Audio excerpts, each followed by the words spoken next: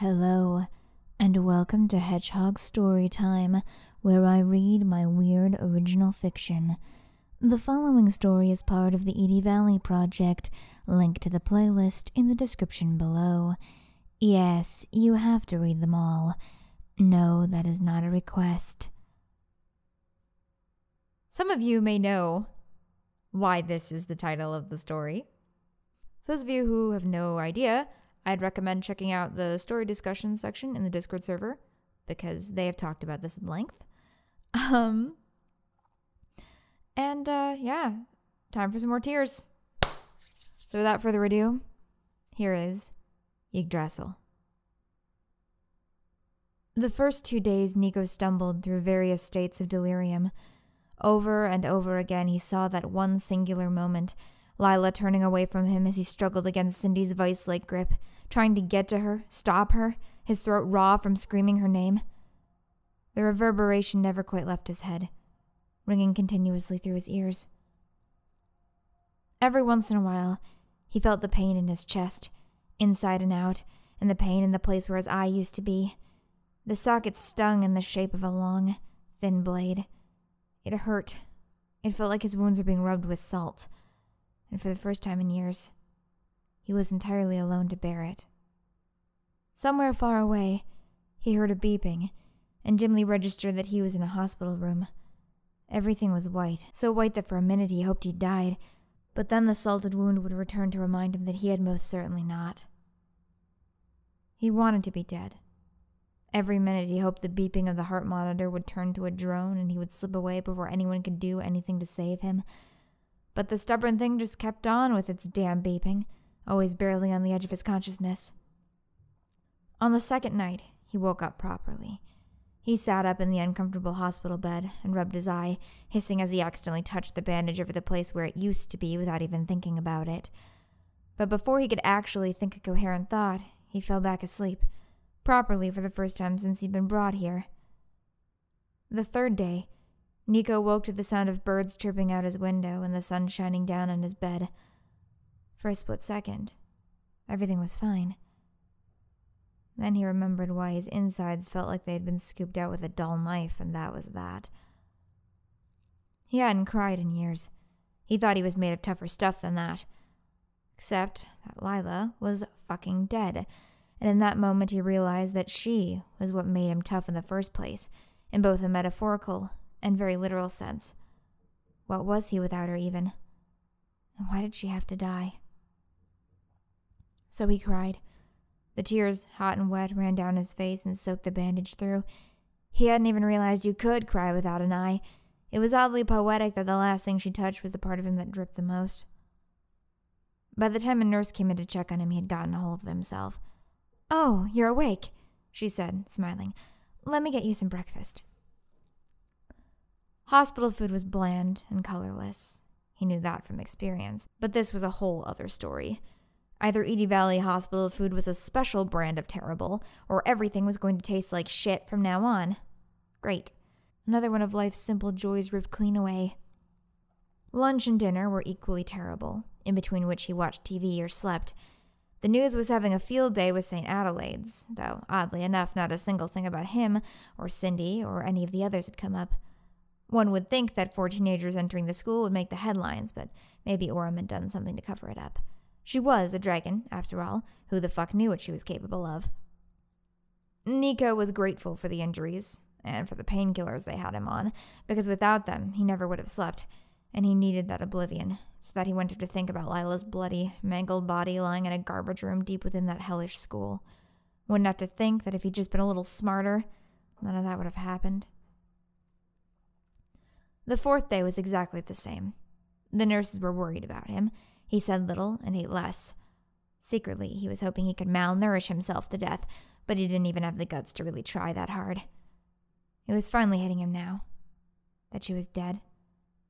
An innocent part of him had been half expecting her to walk through the door every time it opened. But, of course, she didn't. She was gone. He was never going to see her again. On the 5th day, however, he got a visitor. He was thoroughly surprised when the nurse asked him if he'd like to see them, and even more so when it was Cindy who walked through the door. She stood there for a minute, the two of them just looking at each other. It was clear Niko wasn't the only one who had been crying. That made him feel a little better. Cindy had always seemed so strong to him, so in control. Now she looked as though she had shrunk several inches as she leaned uncomfortably against the doorframe. "Hi," she said finally. "Hi." There was another pause. "You can come in, you know," he added. Cindy blinked. "Oh, sorry. I was just thinking." She sat on the chair next to his bed, picking at a loose thread on the seam of the arm. "So, why are you here?" Niko asked. "I would have thought Sonia maybe, but Sonia's a little indisposed at the moment." He raised an eyebrow. "That's not worrying." "It's..." Cindy struggled with her words. "Hard to explain. I'll be able to show you once you're out of here. She's all right, before you ask," she added as Niko opened his mouth. "But I'm here because you're my friend. And Lila was too." Niko's hand tightened around his sheet. "How's your eye?" "Peachy keen." He managed a minuscule smirk. "If it's not in my head, it can't hurt me, right?" "That's one way to put it." She shrugged. "It's a little hard to see," he admitted, "but the doctor told me it'll get better once my head adjusts. Though my dreams of being a professional beach volleyball player are utterly crushed." Despite herself, Cindy laughed. "So, are you gonna get a glass one?" "Nah," he shook his head. "In my line of work, an eye patch is much more intimidating." "Oh, I almost forgot," Cindy said suddenly. "I brought you something." She dug into her tiny bag, and much to the chagrin of physics at large, pulled out something long and thin that never in a million years should have fit into it. It took Niko a minute to realize that it was a katana. Lila's katana. He froze, his veins turning to ice. "How did you get this?" he asked. "It was the strangest thing," Cindy frowned. "I woke up this morning, and there it was at the foot of my bed. I figured that you'd want it." He hesitated. He almost felt like he wasn't worthy to touch it, like he would burst into flame from the metal itself. But he couldn't leave Cindy hanging, and so he reached out to take it. Thankfully, it didn't burn him. It was just a sword, after all. It didn't look quite as impressive in the harsh, white hospital light, or maybe because it wasn't Lila who was holding it. It was simple metal, unadorned, but even with only one eye, Niko could see just how deadly sharp it was. Lila had taken good care of it. The small pit in his stomach grew larger. "Thank you," he whispered. Cindy placed her hand on top of his and smiled sadly. She stayed a few minutes longer and then departed. And again, Niko was alone. He didn't sleep well that night, tossing and turning. The sword seemed to be staring at him, accusing him. By the next morning, he had come to the admittingly irrational conclusion that it was his fault she'd died. It had to be, didn't it? If he hadn't let things get out of hand, if he had been smart enough to keep the situation in control, if he hadn't got his damn eye cursed or whatever the hell it was that guy Gil had done to it, then Lila wouldn't have had to sacrifice herself. She shouldn't have, anyway. They should have left Niko behind instead. His mind kept circling around and around all the things that had caused this. If they had never gone to that school, if they had never met Cindy, if they had never come to Edie Valley in the first place. They never should have done that. In hindsight, that had been the dumbest decision he'd ever made. When he'd been in the hospital for a full week, he asked the doctor when he could leave. He couldn't stand being trapped between these four white walls any longer. But, apparently, he was in a difficult position. He was still a minor for another week, and they couldn't let him leave without a guardian's say-so. No one had told them who he was, of course, so the doctor had no choice but to keep him here until he was 18. There was no way he was staying there for another week. No way.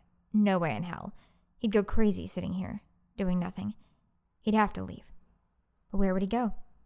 He couldn't stay in Edie Valley any longer, that much was certain. There were people here who thought he could lead them. If he was put in charge of anything, even himself, someone would get hurt. So that left one option. To go home. He held out for 2 more days. He had to make sure that he was well enough, and so that the hospital staff would forget that he'd asked. On the 9th night, he got ready to leave. He slowly, painfully pulled on the suit that was hanging next to the bed. The shirt was still ripped, but no one would notice if he buttoned the coat. As he stretched his arms, the gash in his chest complained painfully, but he managed. And yet, there was still a voice in his head that told him he was abandoning Cindy and Tommy and the others. "I tried," he told it. "I tried and I failed." What did you try? "I thought I could make it on my own. I thought I was clever." You are. "I'm not clever. I never was." He sighed. "It's time to go home." He turned to the sink to splash some water on his face, but when he looked up at the mirror, he froze. Quite inexplicably, the glass was fogged, and one word was written there, in familiar handwriting. Pancakes. And all of a sudden, it all broke. All the guilt, all the fear, the pain was still there, but he doubted that would ever truly go away. He sat back down on the bed and laughed into his hands. It was her. He didn't know how, but he knew Lila was still there. She was still watching over him. "Well, I guess you want me to stay, huh, Lila?" He addressed the air. "All right, then, if you insist. You always did prefer the hard road." Of course, there was no response, but he didn't need one. He grabbed Lila's sword, finished pulling on his jacket. The fact was that all of them, Cindy, Orem, Tommy, Marcell, they were all very knowledgeable and skilled, but none of them could plan. They needed him. But he couldn't scheme in a goddamn hospital. He needed quiet. The house. The abandoned house. That was the place he needed to go. It would be strange to be in that place alone, but that was his space. Alone for the first time, but with Lila's sword at his side, Niko headed out into the night.